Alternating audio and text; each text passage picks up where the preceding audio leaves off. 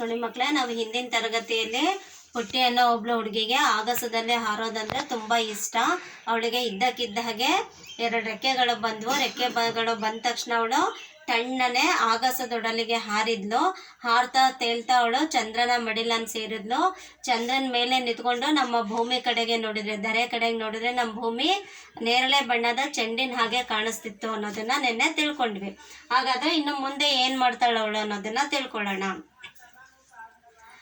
ನೋಡಿ, ಫಸ್ಟ್ ಪದ್ಯವನ್ನು ಓದ್ತೀನಿ. ಪುಟ ಸಂಖ್ಯೆ 74. ಎಲ್ಲ ಟೆಕ್ಸ್ಟ್ ಬುಕ್ ಓಪನ್ ಮಾಡಿ ನೋಡ್ಕೊಳ್ಳಿ.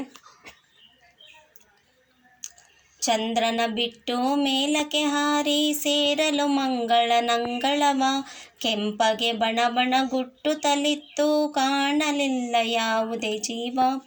ಪುಟ್ಟಿಯು ಕಂಡಳು ಮಂಗಳನಲ್ಲಿ ಯೋಗಿ ಹೆಸರಿನ ಹೆಬ್ಬಂಡೆ, ಒಡನೆ ಕೇಳಿದಳು ಕೆಂಪು ಬಂಡೆಯನು ನೀನು ಹೇಗೆ ಇಲ್ಲಿಗೆ ಬಂದೆ. ಬಂಡೆಯು ಕಣ್ಣೀರನ್ನು ಸುರಿಸುತ್ತಾ ಹೇಳಿತು ಪುಟ್ಟಿಗೆ ನೋವಿನಲಿ, ಪುಟ್ಟಿಯೇ ನಮ್ಮಿ ಮಂಗಳ ಗ್ರಹದ ದುರಂತ ಕಥೆಯನ್ನು ಕೇಳಿ ತಿಳಿ. ಹಿಂದೊಂದು ಕಾಲದಿ ಈ ಗ್ರಹದಲ್ಲಿ ಇತ್ತು ಜೀವ ಜಲ ಹಸಿರು ಮರ, ಆಗಿನ ಜನತೆಯು ನಾಡನ್ನು ಕಟ್ಟಲು ಮರಗಳ ಕಡೆಯೇ ಬಂತು ಬರ. ಮಳೆ ಬೆಳೆ ಕಾಣದೆ ಜೀವಿಯು ಅಳಿದು ಬಂದಿತು ನಮಗೆ ಇಂಥ ಸ್ಥಿತಿ. ನಿಮ್ಮ ಭೂಮಿಯಲ್ಲಿ ಗಿಡ ಮರ ಅಳಿದರೆ ಮುಂದೆ ಒಂದು ದಿನ ಇದೇ ಗತಿ.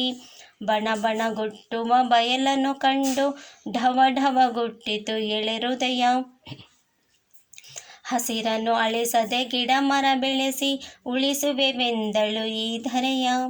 ಭೂಮಿಗೆ ಬಂದು ಜನತೆಯ ಕಂಡು ಹಸಿರನ್ನು ಉಳಿಸಲು ಬೇಡಿದಳು. ತಾನು ಕೂಡ ಎಳೆ ಸಸಿಗಳ ನೆಟ್ಟು ಬೆಳೆಸುತ್ತ ಕುಣಿ ಕುಣಿದಾಡಿದಳು.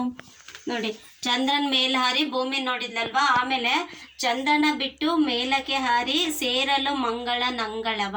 ಚಂದ್ರನನ್ನ ಬಿಟ್ಟು ಇನ್ನು ಮೇಲೆ ಹಾರಿದ್ಲು. ಇನ್ನು ಮೇಲೆ ಹಾರಿದ್ರೆ ಅಲ್ಲಿ ಮಂಗಳ ಗ್ರಹ ಇದೆ ಅಲ್ವಾ, ಆ ಮಂಗಳನ ಅಂಗಳವನ್ನ ಸೇರಿದ್ಲು. ಅಲ್ಲೇನಿತ್ತು ಅಂದ್ರೆ ಕೆಂಪಗೆ ಬಣ ಬಣ ಗುಟ್ಟುತ್ತಲಿತ್ತು ಕಾಣಲಿಲ್ಲ ಯಾವುದೇ ಜೀವ. ಆ ಮಂಗಳನ ಅಂಗಳವನ್ನ ಸೇರಿದಳೆ. ಅಲ್ಲಿ ಪೂರ್ತಿ ಕೆಂಪು ಬಣ್ಣ ಕಾಣಿಸ್ತಾ ಇದೆ. ಎಲ್ಲ ಕಡೆ ಕೆಂಪಗೆ ಬಣ ಬಣ ಗುಟ್ಟುತ್ತಲಿತ್ತು ಅಂದ್ರೆ ಅಲ್ಲಿ ಯಾರ್ಯಾರು ಕಾಣಿಸ್ತಿಲ್ಲ. ಯಾವುದೇ ಜೀವ ಪ್ರಾಣಿ ಪಕ್ಷಿ ಏನು ಸಸ್ಯ ಗಿಡ ಮರ ಏನು ಕಾಣಿಸ್ತಾ ಇಲ್ಲ. ಎಲ್ಲಿ ನೋಡಿದ್ರು ಕೆಂಪುಗಿದೆ. ಹಾಗೆ ಅವಳು ನೋಡಿದಾಗ ಪುಟ್ಟಿಯು ಕಂಡಳು ಮಂಗಳನಲ್ಲಿ ಯೋಗಿ ಹೆಸರಿನ ಹೆಬ್ಬಂಡೆ. ಹೆಬ್ಬಂಡೆ ಅಂತ ಹೇಳಿದ್ರೆ ಒಂದು ದೊಡ್ಡದಾದ ಬಂಡೆ, ಅಂದರೆ ವಿಸ್ತಾರವಾದ ಕಲ್ಲು, ಒಂದು ದೊಡ್ಡದಾದ ಬಂಡೆ ಇದೆ. ಆ ಬಂಡೆ ಹೆಸರೇನು? ಯೋಗಿ. ಯೋಗಿ ಅನ್ನೋ ಹೆಸರಿನಲ್ಲಿ ಇರ್ತಕ್ಕಂಥ ಒಂದು ಹೆಬ್ಬಂಡೆ, ದೊಡ್ಡದಾದ ಬಂಡೆಯನ್ನ ಪುಟ್ಟಿ ಮಂಗಳನ ಅಂಗಳದಲ್ಲಿ ನೋಡಿದ್ಲು.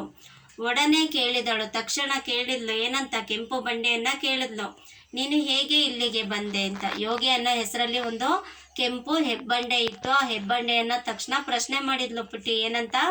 ನೀನು ಹೇಗೆ ಇಲ್ಲಿಗೆ ಬಂದೆ ಅಂತ ಹೇಳಿ. ಅದಕ್ಕೆ ಬಂಡೆ ಕಣ್ಣೀರು ಸುರಿಸ್ತಾ ಹೇಳ್ತು. ಬಂಡೆಯು ಕಣ್ಣೀರನ್ನು ಸುರಿಸುತ್ತಾ ಹೇಳಿತು ಪುಟ್ಟಿಗೆ ನೋವಿನಲ್ಲಿ. ಕಣ್ಣೀರು ಸುರಿಸ್ತಾ ನೋವಲ್ಲಿ ಸಂಕಟದಲ್ಲಿ ನಾನು ಯಾಕೆ ಇಲ್ಲಿದ್ದೀನಿ, ಏನಾಯ್ತು ಅನ್ನೋ ಕಥೆಯನ್ನ ಪುಟ್ಟಿಗೆ ಹೇಳತ್ತೆ. ಏನಂತ? ಪುಟ್ಟಿಯೇ ನಮ್ಮಿ ಮಂಗಳ ಗ್ರಹದ ದುರಂತ ಕಥೆಯನ್ನು ಕೇಳಿ ತಿಳಿ. ನಮ್ಮ ಈ ಮಂಗಳ ಗ್ರಹ ಇದೆಯಲ್ಲ, ಇಲ್ಲಿರ್ತಕ್ಕಂಥ ದುರಂತ ಕಥೆಯನ್ನ ನೀನು ಕೇಳಿ ತಿಳಿ ಅಂತ ಹೇಳ್ತಾರೆ. ದುರಂತ ಅಂದ್ರೆ ಒಂದು ನೋವಿನ ಕತೆ ನಡೆದಿದೆ, ಅಲ್ಲೊಂದು ದುರಂತ ನಡೆದಿದೆ. ಏನದು ಅಂತ ಅಂದ್ರೆ, ಹಿಂದೊಂದು ಕಾಲದಿ ಈ ಗ್ರಹದಲ್ಲಿ ಇತ್ತು ಜೀವ ಜಲ ಹಸಿರು ಮರ. ನೋಡಿ, ಹಿಂದೊಂದು ಕಾಲದಿ, ಹಿಂದೆ ಒಂದು ಕಾಲದಲ್ಲಿ ಈ ಗ್ರಹದಲ್ಲಿ, ಮಂಗಳ ಗ್ರಹದಲ್ಲಿ ಜೀವ ಜಲ ಎಲ್ಲ ಇತ್ತು. ಹಸಿರು ಮರಗಳು ಕೂಡ ಇದ್ವು. ಜೀವ ಅಂದ್ರೆ ಜೀವಿಗಳು ಇದ್ವು, ಜಲ ಅಂದ್ರೆ ನೀರು ಇತ್ತು, ಹಸಿರು ಗಿಡ ಮರಗಳೆಲ್ಲ ಇದ್ವು.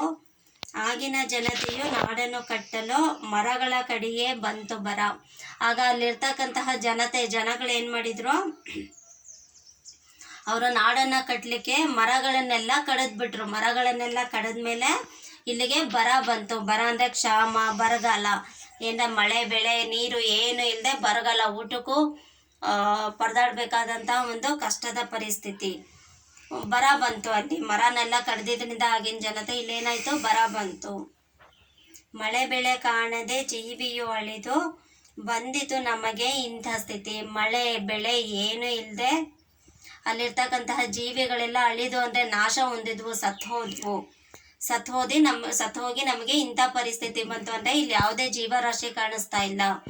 ಗಿಡ ಮರ ಏನು ಇಲ್ಲ, ಬರೀ ಕೆಂಪು ಬಣ್ಣದಲ್ಲಿರ್ತಕ್ಕಂಥ ಬಣ್ಣ ಕೊಡ್ತಾರ ಒಂದು ಹೆಬ್ಬಂಡೆ ಇದೆ ಅಷ್ಟೇ. ನಿಮ್ಮ ಭೂಮಿಯಲ್ಲಿ ಗಿಡ ಮರ ಅಳಿದರೆ ಮುಂದೆ ಒಂದು ದಿನ ಇದೇ ಗತಿ. ನಿಮ್ಮ ಭೂಲೋಕ ಇದೆಯಲ್ಲ ಭೂಮಿ, ಅಲ್ಲೂ ಕೂಡ ಗಿಡ ಮರಗಳನ್ನೆಲ್ಲ ಮನುಷ್ಯರು ನಾಶ ಮಾಡ್ತಾ ಹೋದರೆ ಅಲ್ಲೂ ಕೂಡ ಈ ಮಂಗಳ ಗ್ರಹದಲ್ಲಿ ಹೇಗೆ ಮಡ ಕೊಡ್ತಾ ಇದೆಯಲ್ಲ, ಆ ರೀತಿ ಅಲ್ಲೂ ಕೂಡ ಒಂದು ದಿವಸ ಇದೇ ರೀತಿಯ ಗತಿ ಬರುತ್ತೆ ಅಂತ ಹೇಳಿ ಎಚ್ಚರಿಸತ್ತೆ ಆ ಒಂದು ಹೆಬ್ಬಂಡೆ. ಬಣ ಗುಟ್ಟುವ ಬಯಲನ್ನು ಕಂಡು ಡವ ಗುಟ್ಟಿತು ಎಳೆ ಹೃದಯ. ಅಲ್ಲಿ ಯಾರು ಇಲ್ಲದೆ, ಗಿಡ ಮರ ಪ್ರಾಣಿ ಪಕ್ಷಿ ಏನು ಇಲ್ಲದೆ ಬಣ ಗುಡ್ತಾ ಇರೋದಂದ್ರೆ ಖಾಲಿ ಇರ್ತಕ್ಕಂತಹ ಆ ಸ್ಥಳವನ್ನು ನೋಡ್ಬಿಟ್ಟು ಇವಳು ಇದೆ ಏನಂತು ಡವ ಎದುರ್ಕೊಳೋದಕ್ಕೆ ಶುರುವಾಯ್ತು. ಅಯ್ಯೋ ನಮ್ಮ ಭೂಮಿ ಮೇಲೂ ಇದೇ ರೀತಿ ಆಗ್ಬಿಡತ್ತಾ ಅಂತ. ಹಸಿರನ್ನು ಅಳಿಸದೆ ಗಿಡ ಮರ ಬೆಳೆಸಿ ಉಳಿಸುವೆವೆಂದಳು ಈ ಧರೆಯ. ನಮ್ಮ ಧರೆ ಅಂದರೆ ಹೇಳಿದ್ದೆ ಆಗಲೇ ಭೂಮಿ.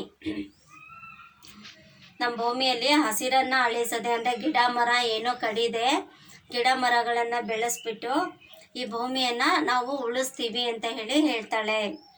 ಭೂಮಿಗೆ ಬಂದು ಜನತೆಯ ಕಂಡು ಹಸಿರನ್ನು ಉಳಿಸಲು ಬೇಡಿದಳು. ಚಂದ್ರಲೋಕ ಆಯಿತು, ಅಲ್ಲಿಂದ ಮಂಗಳ ಗ್ರಹಕ್ಕೆ ಹೋಗಿದ್ಲಲ್ವಾ, ಅಲ್ಲಿಂದ ವಾಪಸ್ಸು ಹಾರ್ತಾ ಭೂಲೋಕಕ್ಕೆ ಬಂದು ಭೂಮಿಗೆ ಬಂದ್ಬಿಟ್ಟು ಇಲ್ಲಿ ಜನತೆಗೆ ಏನಂತ ಹೇಳ್ತಾಳೆ, ಜನತೆನೆಲ್ಲ ನೋಡಿ ಇಲ್ಲಿ ಹಸಿರನ್ನು ಉಳಿಸ್ಲಿಕ್ಕೆ ಬೇಡ್ಕೊಂಡ್ಲು. ಯಾರೋ ಕಡಿಬೇಡ್ರಿ, ಮರ ಗಿಡಗಳನ್ನು ಕಡಿಬೇಡ್ರಿ, ಮರಗಳನ್ನು ಬೆಳೆಸಿ ಅಂತ ಬೇಡ್ಕೊಂಡ್ಲು.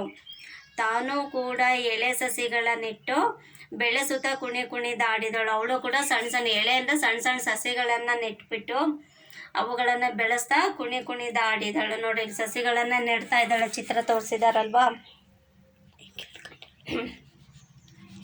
ನೋಡಿ ಈ ರೀತಿಯಾಗಿ.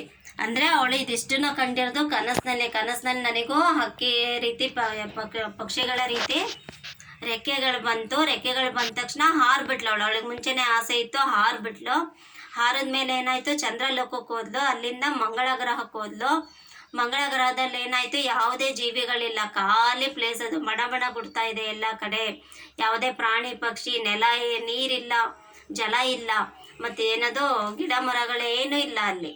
ಅದಕ್ಕೆ ಅಲ್ಲೊಂದು ಹೆಬ್ಬಂಡೆಯನ್ನು ಕೇಳಿದ್ಲು, ಅದು ಹೇಳ್ತು ಇಲ್ಲಿದ್ದಂತಹ ಜನತೆ ಏನು ಮಾಡಿದ್ರು, ಕಾಡುಗಳನ್ನೆಲ್ಲ ಕಡಿದು ಇಲ್ಲಿ ಜನತೆಗೆ ಬರಗಾಲ ಬಂದು ಜನಗಳೆಲ್ಲ ಜೀವಿಗಳೆಲ್ಲ ಅಳಿದು ಹೋದ್ವು, ನಾಶ ಹೊಂದಿದ್ವು.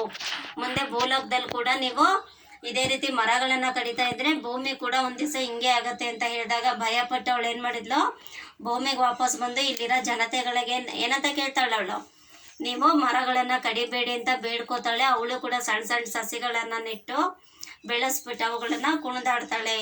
ನೋಡಿ ಇದ್ರಲ್ಲಿ ಅವಳು ಕನಸ್ಕೊಂಡಿದ್ದು ಇತ್ತು, ಅದ್ರ ಜೊತೆಯಲ್ಲಿ ಜನತೆಗೆ ಸಂದೇಶನೇ ಇತ್ತು. ಏನಂತ, ನಮ್ಮ ಪ್ರಕೃತಿ ಚೆನ್ನಾಗಿರ್ಬೇಕು ಅಂತ ಹೇಳಿದರೆ, ನಾವು ಕೂಡ ಜೀವರಾಶಿಗಳು ನೆಮ್ಮದಿಯಾಗಿ ಇರಬೇಕು ಅಂತ ಹೇಳಿದರೆ ಮರ ಗಿಡಗಳನ್ನು ಕಡಿಬಾರ್ದು, ಗಿಡ ಮರಗಳನ್ನು ಬೆಳೆಸಬೇಕು. ಅದರಿಂದ ನಮಗೂ ಕೂಡ ಒಳ್ಳೆಯದಾಗತ್ತೆ. ಇಲ್ಲ ಅಂತ ಹೇಳಿದರೆ ಇಲ್ಲೂ ಕೂಡ ಬರಗಾಲ ಬರುತ್ತೆ ಅನ್ನೋ ಒಂದು ಸಂದೇಶ ಈ ಒಂದು ಪದ್ಯ ಭಾಗದಲ್ಲಿ ಇದೆ. ಮುಂದಿನ ತರಗತಿಯಲ್ಲಿ ನಾವು ಈ ಪಾಠಕ್ಕೆ ಸಂಬಂಧಪಟ್ಟಂತಹ ಅಭ್ಯಾಸದ ಬಗ್ಗೆ ತಿಳ್ಕೊಳ್ಳೋಣ.